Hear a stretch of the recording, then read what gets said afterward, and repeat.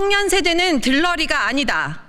구조개혁 없는 연금개혁 강력히 규탄한다.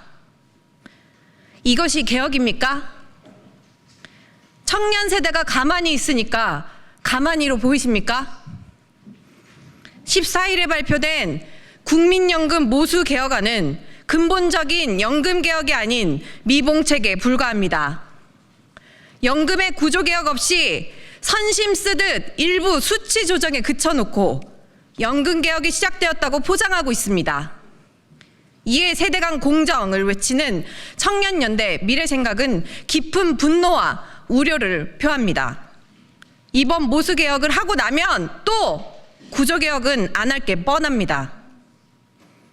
여야가 합의한 연금개혁안은 내는 돈인 보험료율은 9%에서 13%, 받는 돈인 소득대체율은 40%에서 43%로 인상한다고 합니다. 한마디로 더 내고 더 받자는 합의입니다. 연금 재정이 무너지는 걸 막지도 못하면서 왜 돈을 더 받아야 하는지 저희는 납득할 수 없습니다. 이것이 개혁입니까? 2023년 1월 보건복지부 산하 재정추계전문위원회에서 국민연금 5차 재정 추계 결과를 발표했습니다. 현행대로 유지될 경우 기금이 2056년에 완전히 소진된다고 합니다. 청년 세대는 연금에 대한 불확실성을 확인하고 공포를 느꼈습니다. 하지만 이번 합의는 미래가 불안한 청년 세대를 안심시켜줄 실질적 대책은 없었습니다. 국민연금에 대한 국민 불신, 특히 청년 세대의 깊은 불신을 해소하기 위한 노력은 그 어디에도 보이지 않습니다. 이것이 과연 개혁 맞습니까? 대한민국은 이미 초고령 사회로 접어들어 노인 인구 1,000만 명을 넘어섰습니다. 상황에 따라 정책이 조정되는 자동 조정 장치의 도입, 그리고 기초연금 확대 등 이번 개혁에는 선행되지 않았습니다. 소득 대체율을 올리는 것은 기금 소진 시점을 고작 9년 정도 늦출 뿐입니다. 이것이 정말 개혁 맞습니까? 또한 2024년 정부가 기금 소진을 늦추기 위해 기금 운용 수익률 목표를 4.5%에서 5.5%로 올리면 된다는 말은 저희 청년들이 도대체 어떻게 이해를 해야 합니까?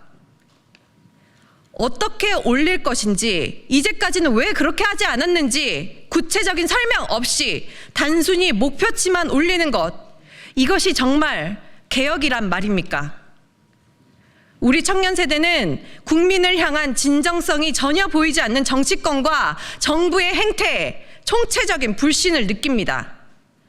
구조개혁 없는 모수개혁과 근거 없는 기금 운용 수익률 목표 상향은 근본적인 해결책이 아닙니다. 미래 세대에게 큰 부담을 떠넘기는 눈 가리고 아웅하기식의 무책임한 숫자 놀이에 불과합니다. 나아가 국가가 공인한 다단계 피라미드 사기라는 생각까지 듭니다. 언제까지 폭탄 돌리기를 하고 계실 겁니까? 청년 세대가 묻겠습니다. 미래 세대가 희생해야만 하는 국민연금이라면 과연 이 제도를 유지하는 것이 옳은 일입니까? 더 내고 더 받는 이번 합의에 청년의 생각은 물어본 적이 있으십니까? 청년 세대는 연금 고갈 불안을 아는 채 무조건 기성세대 노후를 위해 희생을 해야 하는 겁니까? 빈곤 노인을 위해서라고 거짓말하지 마십시오.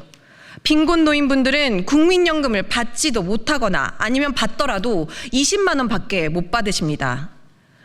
노인들에게 주는 소외감을 생각하면 우리 청년들은 더욱더 분노하지 않을 수 없습니다.